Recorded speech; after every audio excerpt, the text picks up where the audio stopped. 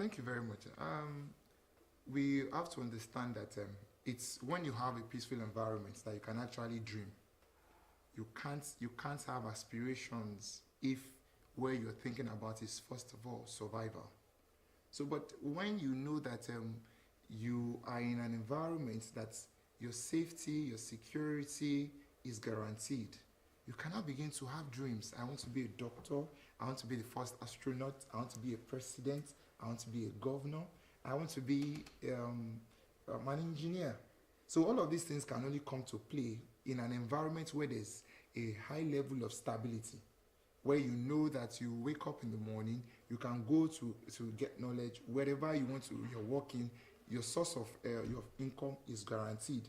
You wake up in the morning, you know that you can get money to feed as a result of the job that you're doing that is making you earn some funds and all that. So if these things are missing, you cannot dream. Everything is stalled. So once there is upheaval, once there is instability, once there is an environment that is filled with so much violence, be rest assured that dreams are suspended. The first thing that comes to your mind is self-preservation. And now it takes us back to the state of nature, as defined by Thomas Hobbes, the Hobbesian state, which is solitary, is brutish, is short, and then where might means right. Okay. Yes, we're going to come to that. Those are scholarly views. We're still coming to that. Let me quickly ask Okwe, what's your own take when we say we want peace and we want development in a society?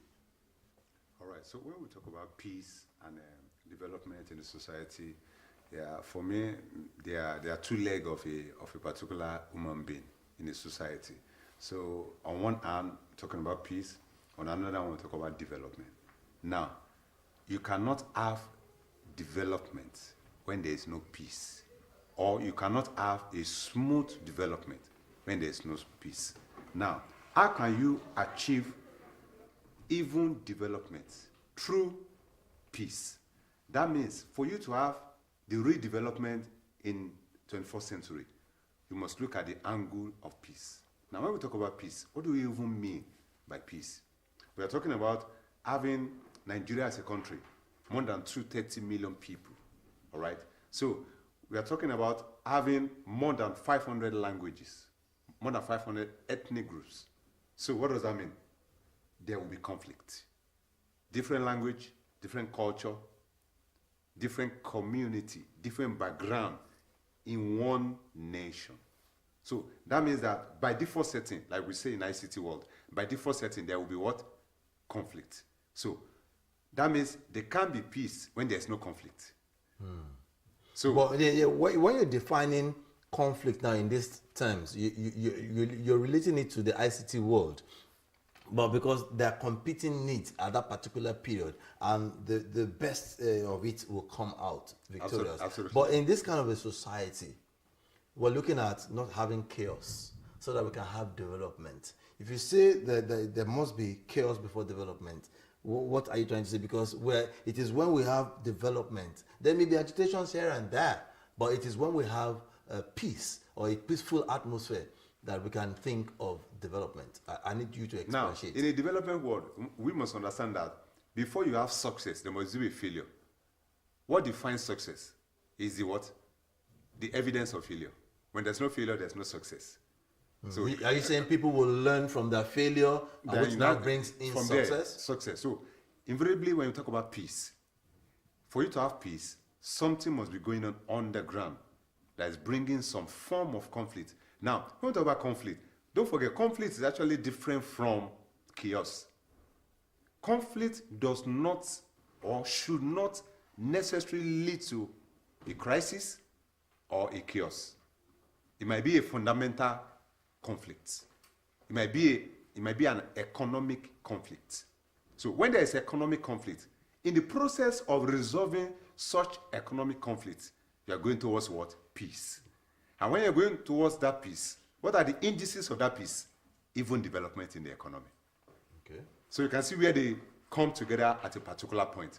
So what I'm trying to say at this point is that for Nigeria as an economy, having some form of conflict within the system is not out of place. Okay. So whoever is agitated or is about to be agitated based on individual or community conflicts does not understand the meaning of economy. Because for you to have even development in an economy where you have more than 500 languages, there must be a conflict. Okay. Because conflict means authoritative what? Allocation of value. So in the process of allocating those value, I'm the first person. Why are you giving him the first? Why don't you give me this particular AI first before you give him fintech, before you give him agriculture? Why don't you give me real estate? Why don't you give me some form of what? Some form of relaxation center before you allocate, what do you call it? Agric space to him. Why must you give him agric space plus fintech at the same time? Okay. For my own region, I need agric. I also need fintech. Why don't you satisfy me first? So you can see in all of those spaces, there are conflicts within the process, but not a chaos. Okay. All right. Okay. I actually like that explanation so that we'll get a clearer picture of what we're talking about so that we won't say chaos is accepted, but conflict, there may be conflict. There may be conflict. Just to buttress your point, the mouth and the tongue Absolutely. will always have differences when it comes to, yes, they will always still fight and they settle it. They settle and the afterwards. process continues. Yes. Now, let's relate some of these things to societal development. Now, Yomi, I need to take you up on the postulation you made earlier. Now, if you're looking at that, are you saying that a society that desires development must have some basic level of rules and regulations? Well, one of the things that rules and regulations does is to bring orderliness. Imagine there's this popular Fela song, Oju Elegba, and in that was talking about Oju Elegba, motto is coming from the right, motto from the left, and before East, you know west, it, and somebody is at the center, the policeman is in the there is center. confusion and Everywhere. confusion and all of these things. Confusion, Now, breakdown. now imagine if there's no last man standing to ensure that there is orderly procession for motorists. Imagine the traffic lights is there, but the traffic light is putting on green for all the people from different directions. Automatically, it will lead to chaos. Meanwhile, it is giving them green. It's giving them green. And they will follow that green. And all of these things. And then before you know it, everybody is in trouble. Now, that is where you have rules and regulations to ensure that there is orderliness within a polity, a community, a group. And once you have orderliness, what that happens is that, okay, we know that, okay, this is already working. Before you know it, you can build on things. And that's where you can begin to talk about development in the real sense of it. One of the parameters or indices of a developed society is law and order. One of the parameters. And one of the things that the United Nations Convention gives opportunity is that every human being on earth has fundamental human rights. It's also extend to the extent that, look, for us not to have conflicts, like there always a conflict, like my brother has already, explained. For those conflicts not to lead to chaos or anarchy, he now talks about where my own right stops. That's when his right begins. So it means that there are rights, there are responsibilities, so that the community will coexist. Like he earlier said, 500 languages, 200 million people. How do you cope? Some people that have multiple wives. House of Commotion, Fuji House of Commotion, I used to watch some years ago. You know how it was comedic. But that was the reality, that's the reality of some people. So you now expand it on a larger scale of either a state or a country, like as heterogeneous as Nigeria is. So now you now understand that there is an absolute need that when you are exhibiting your rights, a commensurate responsibility is required of you. For every right, there's a responsibility. If you can exhibit your rights to exist within this community, there are responsibilities that the Constitution, the United Nations Charter of 1945 expects of you. So law and order, they go in pari passu. They are part of the indices that would use to gauge a developed society. Now, a lot of people know, let me use Lagos as an example. Some years back, before LASMA came, the people really used to mess up on the roads. But they got to a point that, LASMA will catch you. So it began to ring in some people's head that you cannot pass one way. You cannot be reversing on the highway. You should use your seat belt, rules, regulations. Your right to the road is guaranteed. LASMA did not say Once you should you not use conform. road. Conform to the rules and regulations. Why? These are the things that tells us that a people are developing, a people are progressing. The population of Lagos 20 years ago is not what we have today. It has increased. At least in 2012, United Nations Development Report states that every 1 hour, that's 2012, that every 1 hour 50 people enter Lagos that are not living. So they are coming. And it's still happening. They are coming because, to live here. Yeah, it's still happening because the figure that we have now says Lagos is now a smart city. It is. And it is 21 million people above, and it's still counting. And it's clear that one of the things that Lagos is, you can always pride in Lagos is that you have a people that are always, they dream. An average Lagosian dreams of a better tomorrow. So he stands up, he's going, apart from the leadership, that is clear that the leadership is thinking. It's clear that Lagos State leadership over the years have had thinkers. Just like Chairman Mao, somebody started it. Yes, Yeah, and somebody it's else building up. is building up. Yes. So and that's how it has to be. But you know, something must be present. The presence of law and order. Okay, let me take you up on some issues. Just like we have law and order, we also have rights. I have the right to say one or two things within the ambit of the law. I have the right to mix with people within the ambit of the law. I have the right to say, look, government, provide me certain things in line with the Constitution. When we say Constitution, I mean 1999 Constitution. You understand? Now, in situations where people go out of law or not wanting to be within the ambit of the law, wanting to take laws into their hands. Let's take, for instance, now, processions. I don't like what you're doing, or I don't like what some of the things that the government is giving to me, and I feel I should tell the government. The right to tell government, this is what I expect from you. Yes. Can I do that without necessarily destroying things, without necessarily inciting people? You mean, Okwe? All right, that's a fantastic question coming at the right time for Nigeria as a nation and as an economy.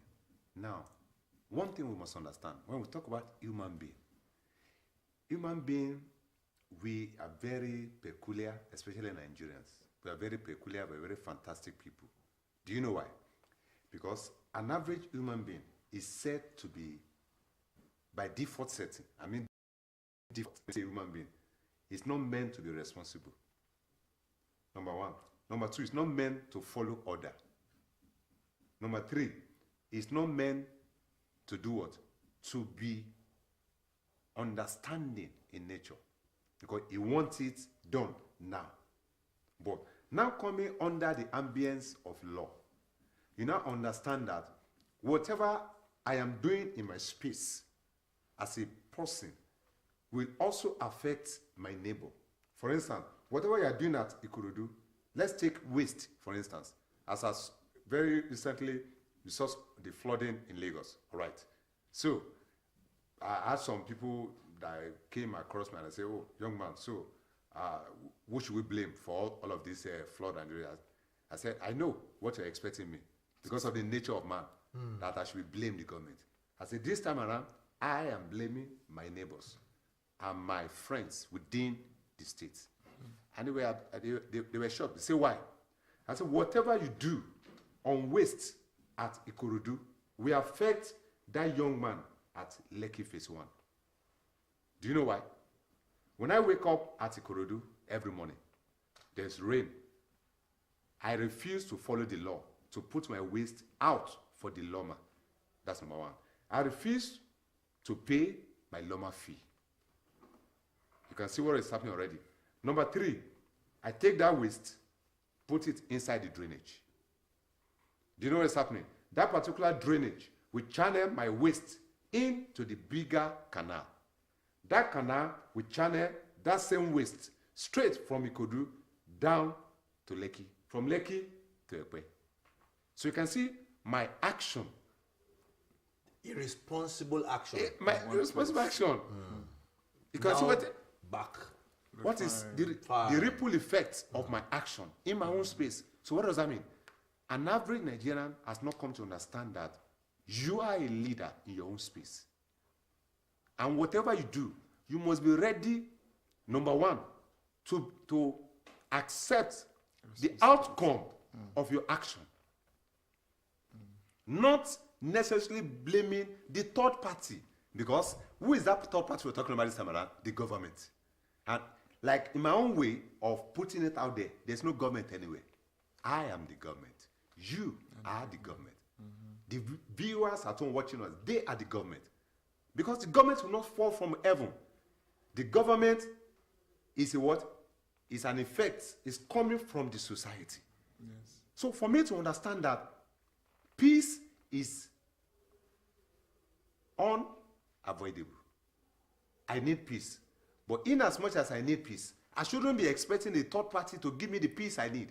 I must work and act the way I want my neighbor to act. So, following peace and also living peaceful community and also expecting peace from the government starts with me. Okay, let me talk to Yomi. Rising from what he is just said, let's look at how we can bring development also from the grassroots, looking at the judgment that now says local governments will now collect their allocation direct from the federal purse. Now, this is something that is mind-boggling. To some, it is good. To some, it is not good.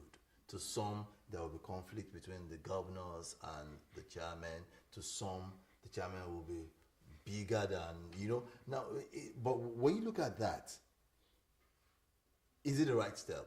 If it's the right step, how can we latch on this to bring better development at the grassroots?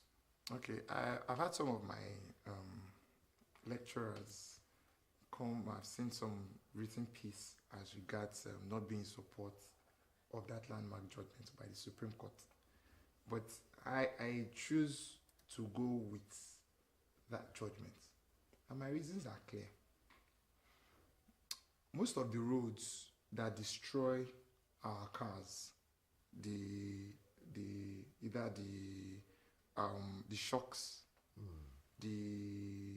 which are the brake shafts, pads, the the brake brake pads. pads, yeah, those are the things. most of those roads, they are local government roads. So they are trunk C roads. They are trunk C roads.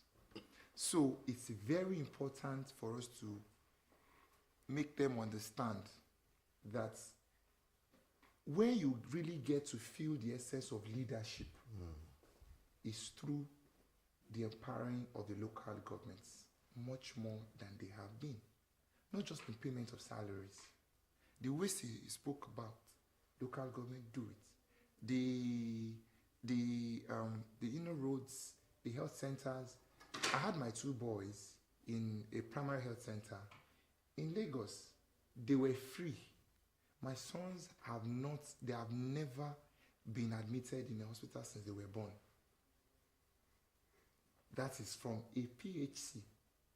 So that's why I tell you that what the present president, he has shown you his direction, that this is where he's going, and he really wants to ensure that people at the lowest level, feel what it means to be properly governed, adequately governed. So for me, it's very important that as this judgment has been given, all of us go back to understand who is my local government chairman. So, we have been shouting, everybody has been shouting, hey, the president has done nothing, Tinubu has done nothing. But remember, they have released so much funds. They've released so much rights to all the states. The states, the governors have enough money. Do you know that I'm hearing things like they have not heard? So I've not seen anybody that said, I got the rice. But it was released. So the president is smart enough to say, okay, there's no problem. The bottlenecks, leadership now. The bottlenecks, I'm going to bypass it. I'm going to make sure that the people feel the impact. Get to the grassroots. Get to the grassroots. So, and the chairmen are closer to the grassroots. Of course. So, if they will now be held responsible, Yes, if there is no feeling of yes. Now we can ask you that 30 million came into the coffers. The federal government released it. The president has released it, and they published it. All of us read it. Oh yeah, where is it? Don't forget, local government chairmen don't have immunity. So they can be picked easily. Good. As we round up. All right, talking about the local government autonomy, I have been, since 2005, I've been part of people championing that cause in terms of having financial autonomy for the local government in the 774 area in Nigeria. And coming to have it shows that there's going to be more of local robust development. So in talking about peace, so local government will be one of the highest and first set of people to what? To champion this peace we are looking for. Because the kind of peace we are talking about, when we talk about peace in Nigeria, the first person they look at is presidency. But with this LG autonomy now, it's no more presidency now. It's that young man that is my counselor. He's the first point of contact. That's the legislator at the grassroots level. Legislator at the grassroots. And the And chairman. will have supervisors. And that is supervisor. So all I need to do is just, I don't need to take a fear anymore. I just open my door and enter the next street and say, young man, what happened to the next street? What's happened? When are you going to fix it? The drainage at the next street, what's going to happen to it in the next budget coming by September? So you can see that the councillors have nowhere to hide anymore.